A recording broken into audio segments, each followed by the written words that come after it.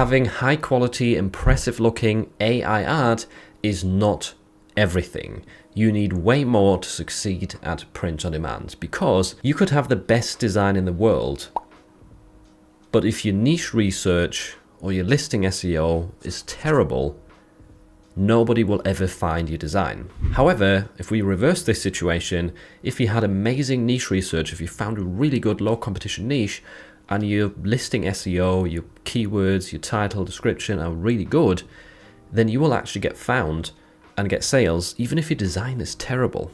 AI art is not everything. Having an amazing design definitely helps, but the mistake that you might be making right now, if you're new to print on demand, if you've found out about print on demand because of Midjourney, because of Leonardo, is that you might be entering really broad common niches. Like you might be uploading dog stickers or cat stickers, which they might look really nice, but there's also a million other people who are selling the same thing. Where you need to focus your energy is more on the research side of things. Look into specific dog breeds, maybe even go further, look at dog mums for a specific dog breed. Look for funny phrases that you could target this specific customer with. And this is just one example in the dog niche, right? The dog niche is still very competitive. You can find lots of other animals, hobbies, occupations where you can create nice AI graphics and make them part of your design with a phrase in combination with other stuff, and you'll have a way easier time at getting sales. I don't get a lot of sales with dogs or cat designs. I don't. It is a lot of random topics which I never would have thought to begin with that I'll be getting sales for, but niche research led me down these niches.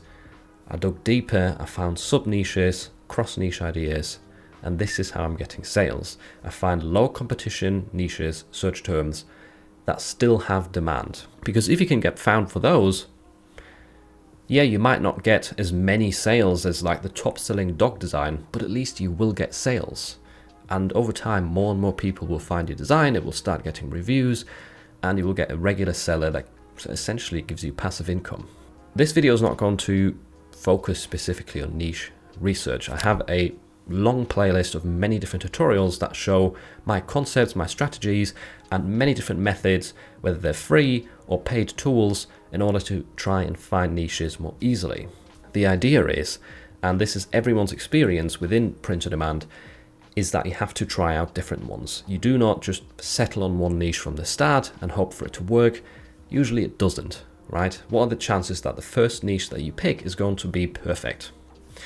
You have to cover a lot of ground and try out a lot of different niches in order to test different designs, different areas, different types of targeting groups. Maybe you do designs for men, for women, for kids, for grandparents. You know, you've got lots of different things to try out, and eventually you'll notice that some stuff will work and some doesn't. You might start getting sales in niche A and B, but C, D, E, F didn't really work. So once you've got a bit of feedback from the different things you tried out, you go deeper into the directions of what's been working. This is your goal with niche research, is test out different strategies, test out different design styles, and if something works, carry on replicating it. This definitely takes time. It took me a while at the start. It's very natural that even if you feel like you've found a good niche, it still takes a while for your designs to start picking up some sales. So don't worry about it too much. If you're someone who's using Midjourney a lot, Leonardo a lot, and you're not really getting sales, that is probably the reason why, is that you're not doing enough research. Listing SEO, once again, really important. It's not as important as niche research, I would say, but it's still very vital because customers find your designs in many different ways. Someone might type dog t-shirt, funny dog t-shirt, dog mum. They might type in a specific breed of dog.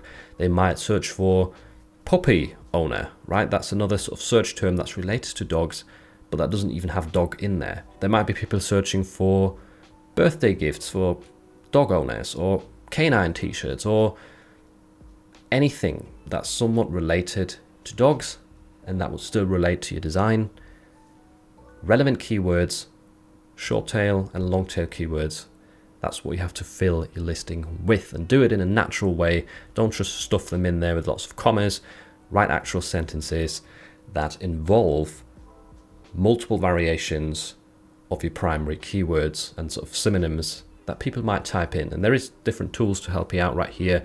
One that I use, it's fairly simple, but it's called the Redbubble Tag Generator by Merch Titans. It gives you a lot of related keywords to a primary keyword that you type in. But there is also paid tools that will show you actual search volume associated with lots of different keywords, search terms that are actually being used on Amazon, on Google, and you can use these keyword research tools to make more informed decisions in terms of what to fill your listings out with. So take a look into these two areas. I've got a listing SEO guide as well that shows me writing a Merch by Amazon listing from scratch and gives you a lot of different tips about finding sort of more relevant keywords and how to fill your listing with different types of keywords as well. So make sure to check out that video. I'll try and remember to leave a link in the description, but the main takeaway from this video should be that just creating high quality, amazing looking designs isn't everything. You have to find the right niches. You also need to add phrases in most cases, because most of the designs out there that do sell well, they have a funny phrase attached to it, or they have a statement attached to it, a pun, just something to give the design a bit more life. You can get sales with standalone graphics, but it is just less likely. It's more difficult. So don't put your eggs into that basket of just, plain graphics, even though they might look aesthetically well. You probably have a higher chance if you combine the graphic with a funny phrase that will actually connect with the customer as well.